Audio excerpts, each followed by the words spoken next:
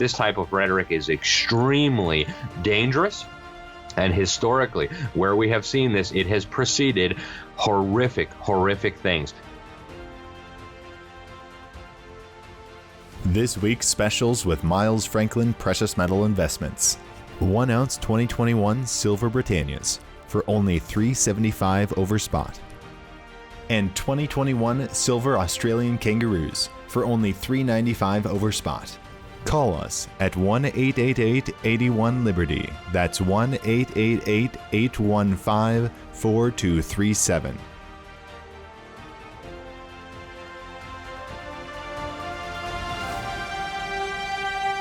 Welcome back to Liberty and Finance. Our guest is a returning one, Alex Newman. He is the senior editor of The New American. He's also founder of LibertySentinel.org, and he's a journalist who writes for numerous publications around the world. Alex, thanks for joining us again this Thursday, August 5th, 2021. It's a pleasure to be here. Thank you so much. When we've had you on in the past, you've spoken with us about what we can do as parents, for example, to preserve the liberty of our household, of our children, of our thoughts, of our freedom of speech and of educating. We've talked about unconstitutional restrictions on our freedom in many ways regarding to the pandemic and associated things. As we are hurtling forward, it seems that the fever pitch of encroachments on our liberties and our freedoms is just increasing almost unimaginably month to month, week to week.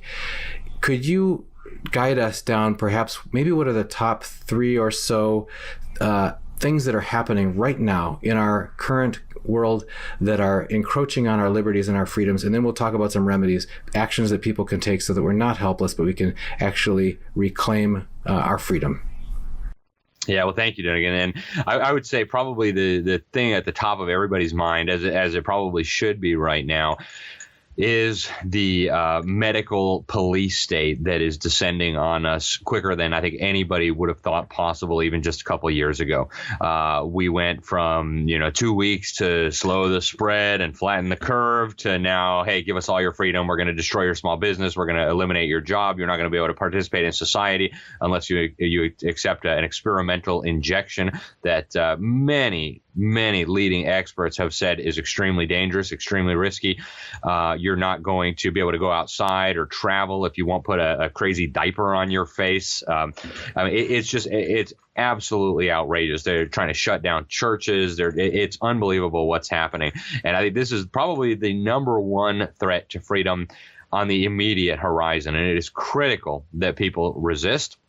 We can talk a little bit about how it might be possible to resist going forward. I think the next biggest threat to freedom, which has been there all along, I don't think we should lose sight of it, is the indoctrination of our children. If they continue to be indoctrinated by the government school system in large enough numbers, and I think right now they've got about 3/4 of our children in these government brainwash camps, you can kiss your liberty goodbye, period, end of story, unless God intervenes with some sort of miracle. It's over. It might not be next week, might not be even 2 years from now, but over the long term, these brainwashed children will burn down our cities. They will vote us into slavery, and it will be literally over. I don't want to sound like an alarmist or a drama queen, but if they get our kids, and they've got them right now, it's over. Next most significant threat to freedom, I would argue, is the coming down on our free speech. We are now in a situation where you are not allowed to express sentiments that go contrary to the narrative on a whole range of issues. We have a situation where the illegitimate regime, and I'll say clearly this is an illegitimate regime, is now trying to paint as terrorists, as insurrectionists, as traitors, anybody who points out that they are illegitimate, anybody who rejects the results of the very dubious, to put it as charitably as I can, 2020 election. And without free speech, you are literally a slave. If you don't have the ability to speak freely, if you can't say what's on your mind about politics, about religion, about elections, about whatever the subject is, that's one of the most fundamental freedoms that a human being can have. The fact that that is now in mortal danger should tell us everything we need to know about where we are right now in this trend toward the destruction of freedom. One of the things you mentioned there just rang really true, and that's the government indoctrination of our children. I know we're going to get back to these in turn, so I'll hold my comments on that until we get back to that. Starting back at the top with the medical police state, there's a wide variety of information. There's disputed information. There's different statistics. People are so confused. But one of the things that's been perhaps the most distressing among many things about this, and we can focus on the things that are the most distressing, what we can do about it. You said we have to resist. One is that we're being told that there will be mandatory procedures that people have to subject to. We just had a very close family friend of many years who, their military family, the mom just retired from the Navy. There was other relatives all in the armed forces. Daughter was just an exemplary member of the Marines and just got discharged from the Marines because she was refusing to take COVID vaccine. You were talking about, and we just saw an announcement came out today, a news story saying that all of the 1.2 or 1.3 million members of the armed forces are going to be mandated to receive a vaccine. New York, obviously, Mayor de Blasio and others have been saying there have to be vaccine passports. Some governors are saying not in my state, but it seems like it's sweeping the nation that there's going to be a two-class society, just like we had Jim Crow laws saying, you either were or weren't able to sit in this part or that part. There's going to be places you can't go, et cetera. Can you talk to us about that aspect, first of all, of this caste society or this two-class society that's being imposed around an experimental medical procedure? Yeah, I think it's actually even worse than that. The kind of rhetoric that we are seeing now in terms of demonizing and libeling and smearing people who will not go along with this is the kind of rhetoric that we have historically seen before genocides. And I know that sounds outrageous to a lot of people. They can't even conceive of such atrocities happening in the United States. But this is the same exact kind of rhetoric that we have seen before entire groups of people have been wiped off the face of the earth. They're called disease spreaders. They're subhuman. They're evil. They're wicked for refusing to go along with this. This is the kind of rhetoric that turns children against their parents, that turns neighbors against neighbors, that turns family members against family members. And this type of rhetoric always precedes mass slaughters. Now, am I saying that Americans who don't cooperate with this police state are going to be rounded up and exterminated? No, not necessarily. But what I'm saying is, the kind of overheated rhetoric that we're seeing around this is exactly the sort of rhetoric that we have seen before mass atrocities. And it's not even just on the vaccine issue. Just yesterday, I was sent a video from somebody at the NAACP in Northern Virginia chanting at some rally about these horrible, evil parents who don't want their children brainwashed with critical race theory. And she says, if you're anti-critical race theory, if you're anti-equity, if you're anti-worker, if you're anti-this, then she shouts, let them die. And all these brainwashed zombies say, yeah, let them die. I mean, this is exactly the kind of stuff that you saw in Rwanda before people started butchering each other with machetes. It's exactly the kind of stuff you saw in Germany before people started being herded onto trains and sent to extermination camps. Now, America is built on a solid foundation, and that foundation has kept us safe for a long time, and it may yet hold. I don't know. I'm not suggesting that next week we're going to find ourselves on trains to extermination camps. But what I am saying is that this type of rhetoric is extremely dangerous. And historically, where we have seen this, it has preceded horrific, horrific things. And we, I think as Americans, have always had this kind of arrogance that those things don't happen here, as if we had something special in our DNA that made us immune from the types of horrors that we've seen unfold around the world over the last century. And I'd like to correct that misimpression. There is nothing unique or special about the American people themselves that makes us immune from that. Yes, we were blessed to be born in a nation with a phenomenal system of government that has kept a lot of those evils in check, but those restraints are right now being broken down very systematically. And what follows after that, if they succeed, could very well be disaster. So it is imperative that we resist. It is imperative that we understand the seriousness of this, and it's imperative that we sound the alarm and warn other people.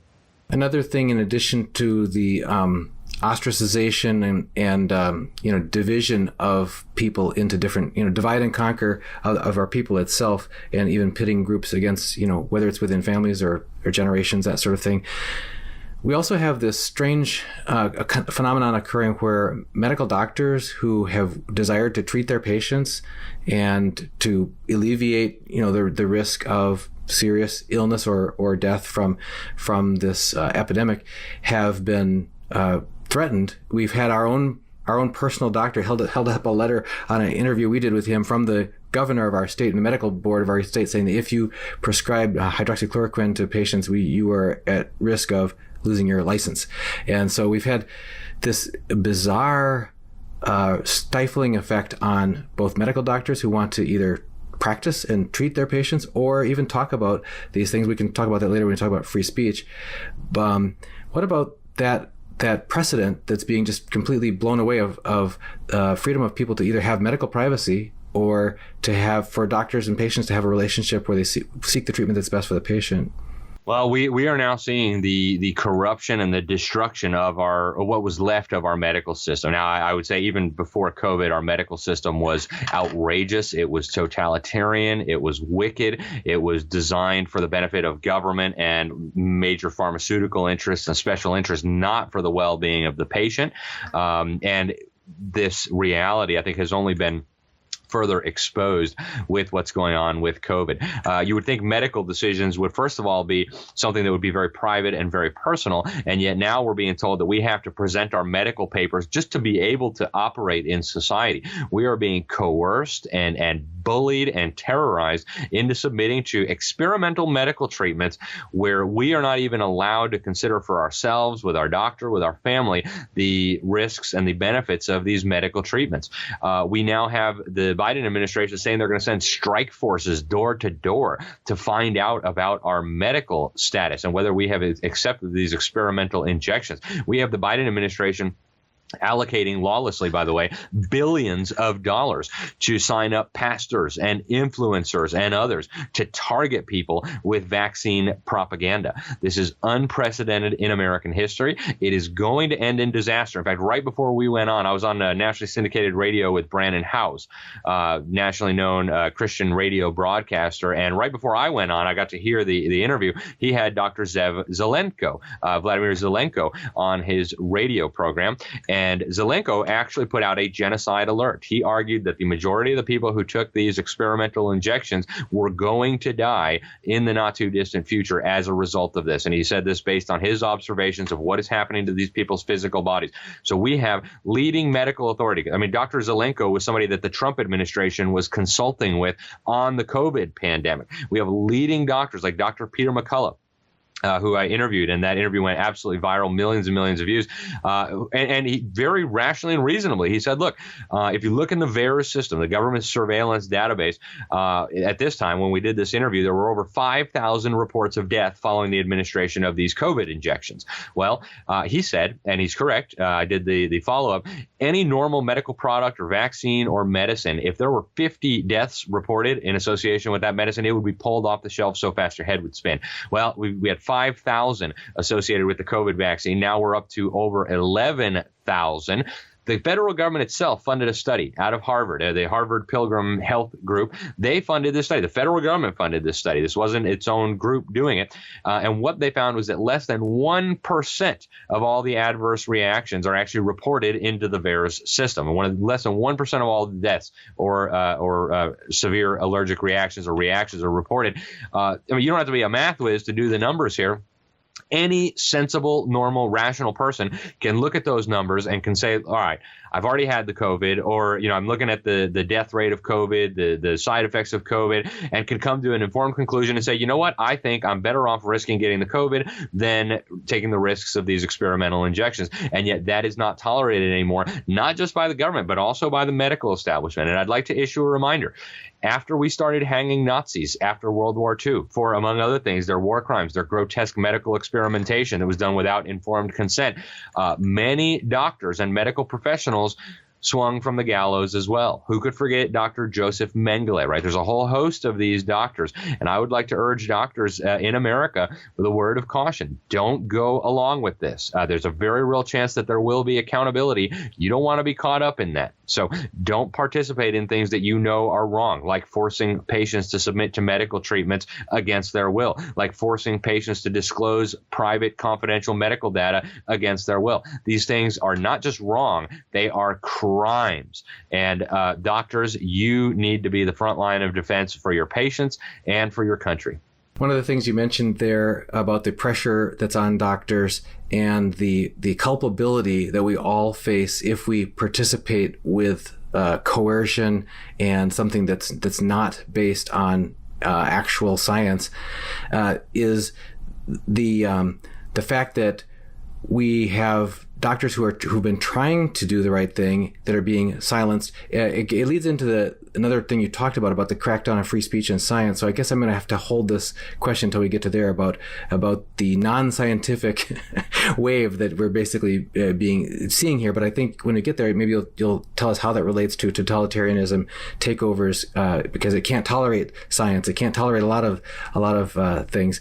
But before we get there, a government indoctrination of our children. You mentioned that it's becoming one wall of narrative. There's only one way that's acceptable to think about things, and that's being taught. You've talked with us about that in the past, and you've said how people can take charge of countering that in their individual family lives, and we'll talk about that too. But right now, there's a fever pitch that's divisive within families right now, because the younger generation are definitely hearing only the predominant message. And so if a parent or a grandparent or whoever has some hesitancy about, I don't know that I trust this. I've seen enough in the past to think that I don't necessarily trust that I should just go with what I'm being told, first off by the government. You've called it in the past weaponizing our empathy against ourselves and each other.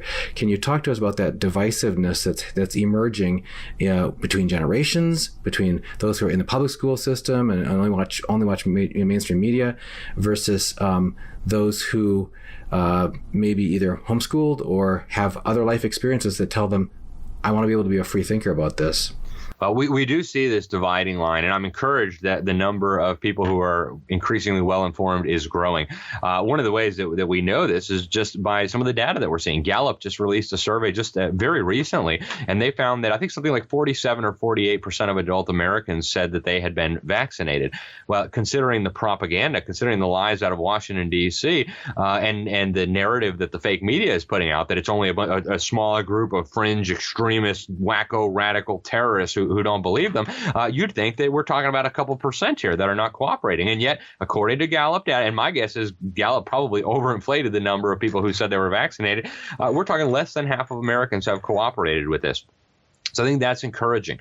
The brainwashing has been very thorough through the public education system. However, a lot of people are waking up. Now, we do see this growing trend, especially among younger people, this division of people who've gotten a decent education, people who got a proper classical Christian education.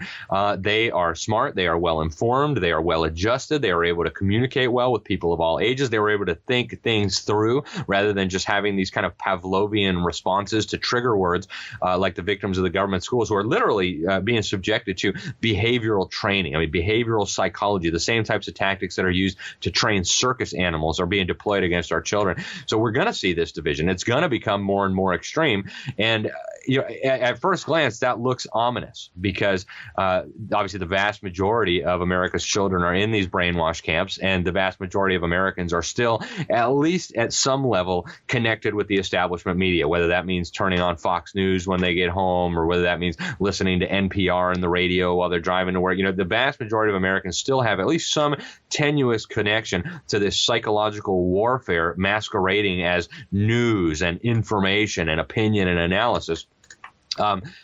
So we have this divide, but I do think that more and more people are waking up. I'm very encouraged by that. And when it comes to the younger generations, the victims of the government schools have, as sad as this is, they have been so dumbed down. They have been so handicapped that really they are, I say this almost half jokingly, but at the same time, seriously, I would say one well-educated homeschool child could outsmart an army of victims of government schools. I mean, we've got the kids in government schools now being taught that math is racist. I mean, these kids literally are incapable of coming to sensible conclusions. They're incapable of sorting out problems. They don't even know what bathroom to go in anymore, for crying out loud. Meanwhile, you've got these homeschooled children who are acing all the government's own academic tests. They're winning all the science fairs. They're winning the engineering fairs. I mean, these are the children who are going to end up as leaders of business, leaders in politics. And we're seeing that now. To give you an example, I went to the Federation of Teenage Republicans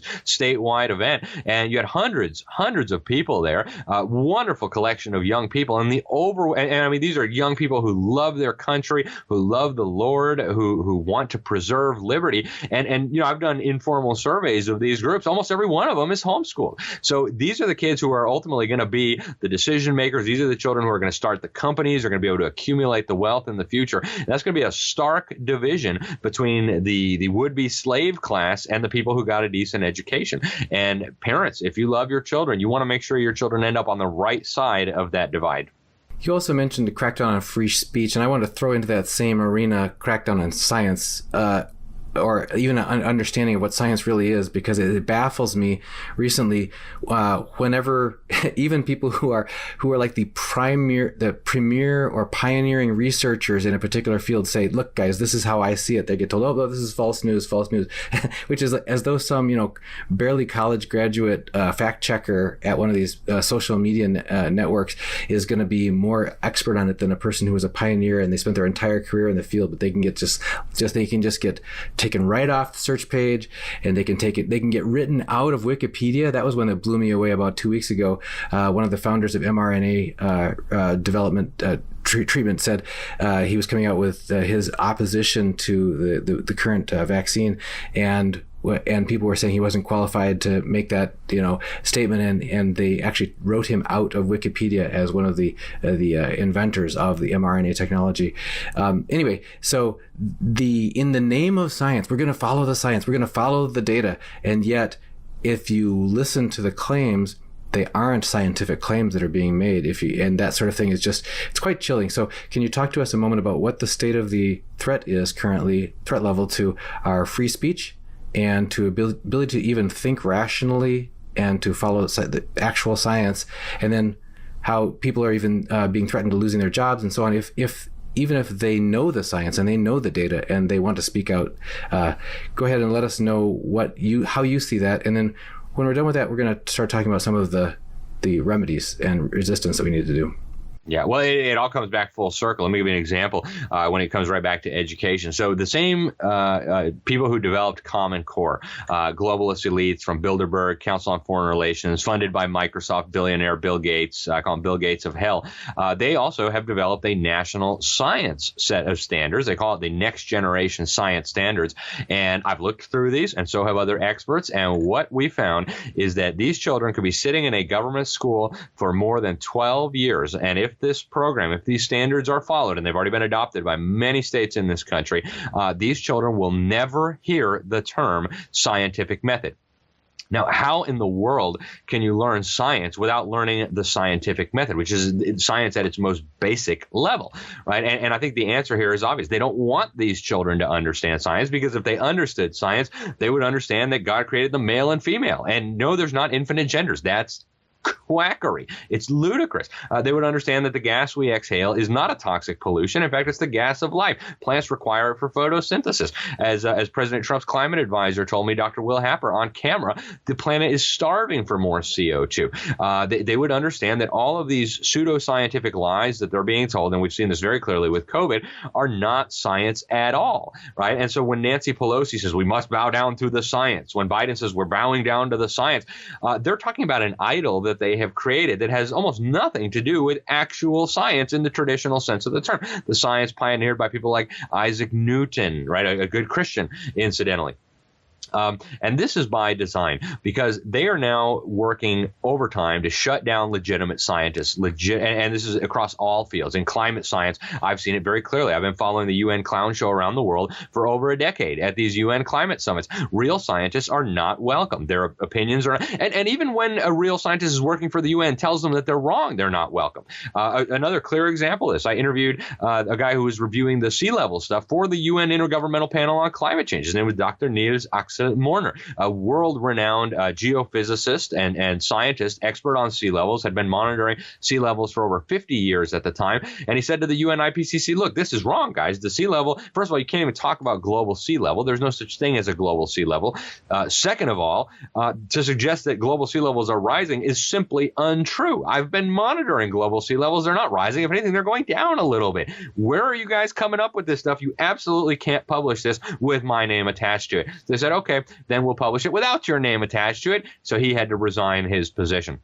So it's all pseudoscience, and that's why they're telling our children that science is racist, that math is racist, because if they understood science, the pseudoscientific rationale behind the technocratic form of government that they're trying to bring in, with the climate controls, with the pseudo-environmental controls, with the medical police state, would instantly disintegrate. People would see clearly what was happening. So we now see the persecution of scientists. We see them losing their jobs. We see them losing their grants. I mentioned Dr. Peter McCullough earlier, world-renowned scientist. He's got more citations in the National Library of Medicine on these COVID issues and related things than any other medical professional or anyone else on planet Earth. There's literally nobody more qualified based on the scientific literature to comment on these issues. Well, now he's being sued for $1 million in a kangaroo court for just mentioning the fact that he was a professor at one of these universities in Texas. So that's the kind of persecution we're seeing of real scientists. It's going to get worse if we keep allowing these people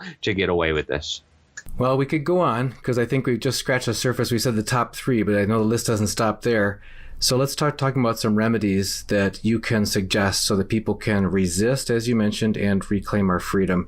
You want to start back at the top about the medical police state. What specific things regarding the medical police state can people do to resist and to reclaim our freedom? Well, I would say, first of all, you need to learn how to say no. Absolutely not. No, I won't take your injection. No, I won't put on your face diaper. No, I won't shut down my business. No, I won't stop shopping at my local business. No, we won't shut down our church. No, we will not face our congregation or force our congregation to wear these stupid things on their face. We're just not going to do it. Period. End of discussion. You're way outside the bounds of your legitimate authority. And as good Christians, we will not submit to outrageous, outlandish, anti-biblical, unconstitutional, illegal tyranny. Is not going to happen. We need to practice saying no. And that applies on all of these issues that I'm talking about. Secondly, you need to be working at the local and at the state level to insulate yourself from this. God bless our governor here in Florida, Ron DeSantis. He just came out yesterday and gave a great press conference.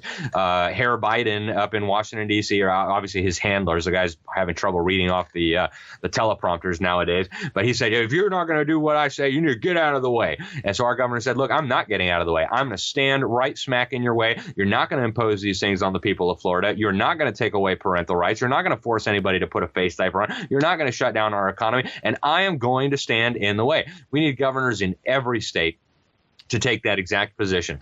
Governors, you were elected to protect the freedom of your state, to uphold the U.S. Constitution and your state constitution. And at this point in our history, that means interposing between the out-of-control regime in Washington, D.C. and the people of your state. So I want to thank Governor Ron DeSantis for that. I hope other governors across the nation will take that as an example. Same thing at the state legislature level. You need to be working with your state representatives and your state senators to pass nullification bills.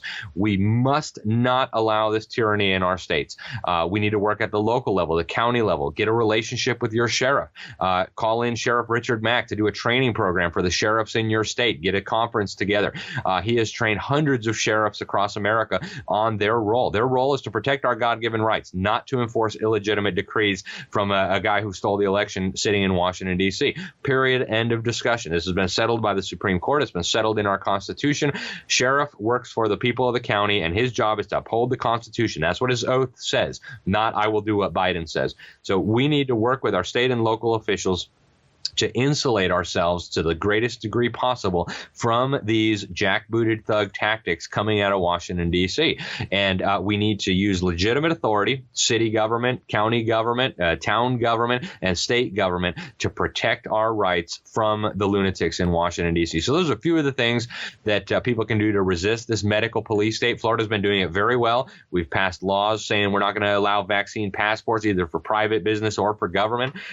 We are going to have no mandates when it comes to vaccines. We're not going to have mandatory face diapers. If you want to put one on or put 10 on, hey, it's a free country. It's a free state. Put on as many face diapers as you want.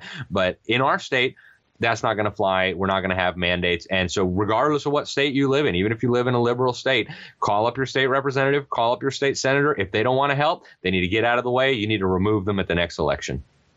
Now, that's for most people. What about medical professionals? Any special words of wisdom for ideas for these doctors, nurses, anybody who's in the line of fire in that regards, who are under special attack professionally because they want to follow their conscience as well, and are being told not if you want to keep your job or not if you want to keep your appointment or your position, that sort of thing. Yeah, I would say there's a number of organizations doing very good work in this area. I interviewed recently Matt Staver with Liberty Counsel. They now have some documents you can print out on their website. It's lc.org. You can put your employer on notice about liability. But, ultimately, every individual, including medical professionals, is going to have to resist this beast, or it's going to run all over us. And I sympathize with you guys. I pray for you. I know that more and more medical professionals are being ordered to take these experimental injections, but they need to hold the line. Absolutely, they need to hold the line.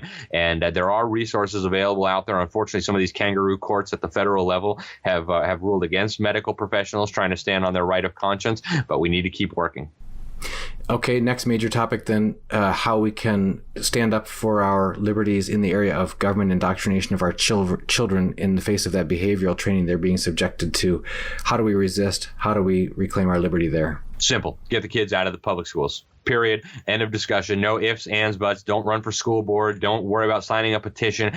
Remove your children from that dangerous environment. Treat the school building like it's on fire, except it's worse than fire, because a fire will just kill your child and hurt them physically. These schools are killing your children and destroying them physically, morally, mentally, emotionally, spiritually, in every way. You got to get them out. Homeschool them if you can. If you can't, find a good private school, find a good online classical Christian K through 12 education program. I work with the Freedom Project. That's one great option. So there are a lot of options out there. There is no excuse anymore for a parent to continue subjecting their children to this abuse, this criminal abuse. And we need to speak honestly. That's what's happening in these brainwash camps. They're not schools. They identify as schools, but they are not schools. They are brainwash centers. They're indoctrination centers. And parents, you have an obligation to protect your children from that. Last major topic we talked about was crackdown on free speech and science itself. How do we resist and reclaim our liberty in that area? Well, one thing that I think is critical is stop doing business with people that hate you. PayPal, for example, they're trying to silence and censor everybody who says something they don't like. They banned my website, libertysentinel.org. Stop doing business with PayPal, folks. Stop letting them take your money. There are great alternatives out there.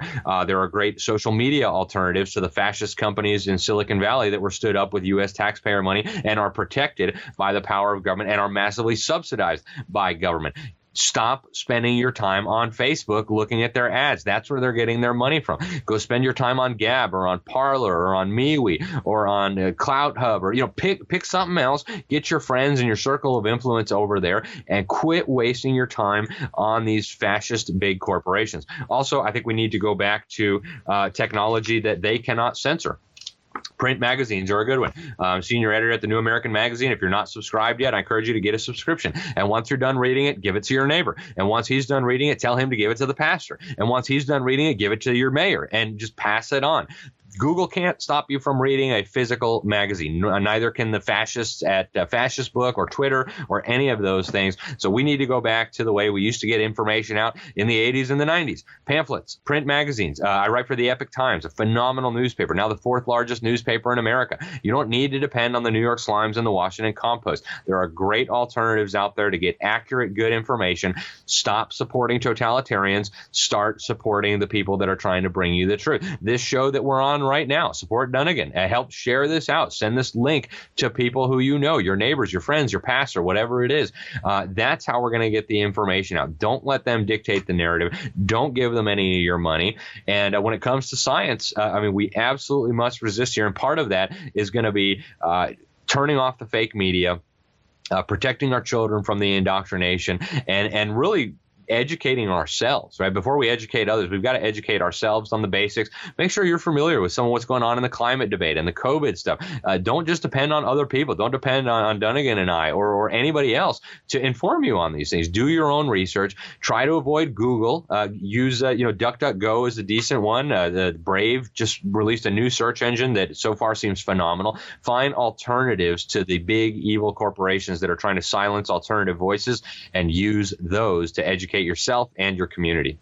to add one piece of specificity there, what Alex just said, if you guys want to stay in touch with us, make sure you go to libertyandfinance.com. Over in the left-hand margin, put your name, email address, and click submit. You'll get a confirmation email opting you into our newsletter that'll get you every interview with all of our guests. Any links that they provide, we'll make sure and provide contact info for how you can find out more about the magazine, The New American, and so on that Alex just mentioned. As we do with all our guests, we put all those resources in our newsletter. You don't want to miss out on that. It's completely free. libertyandfinance.com. Put your name, address, email address. You're in. Alex, any further words about how people can find you if they want to follow up with your work? Well, I want to thank you very much for having me on the program. My personal website is libertysentinel.org. It's kind of an eclectic mix of different things that I think are interesting, and I do a lot of my consulting and speaking through there. I'm also the executive director at Public School Exit. You can find us at publicschoolexit.com. If you need help getting your children out of these brainwash camps, if your church needs help setting up alternatives to these brainwash camps, that's what we're here for. Go to thenewamerican.com. You can sign up for free emails with the most important news of the day. You can subscribe to the print magazine. It'll cost you less than a cup of coffee. You'll get 2 issues every month delivered to your door. And I just want to thank you again for having me on. I love what you do. Thank you for your program. And hopefully we will chat again in the not too distant future. Thank you, Alex, for joining us here on Liberty and Finance. It's a pleasure. Thank you so much. This week's specials with Miles Franklin Precious Metal Investments. 1 ounce 2021 Silver Britannias for only $3.75 over spot. And 2021 Silver Australian Kangaroos for only $3.95 over spot. Call us at 1-888-81-LIBERTY. That's 1-888-815-4237.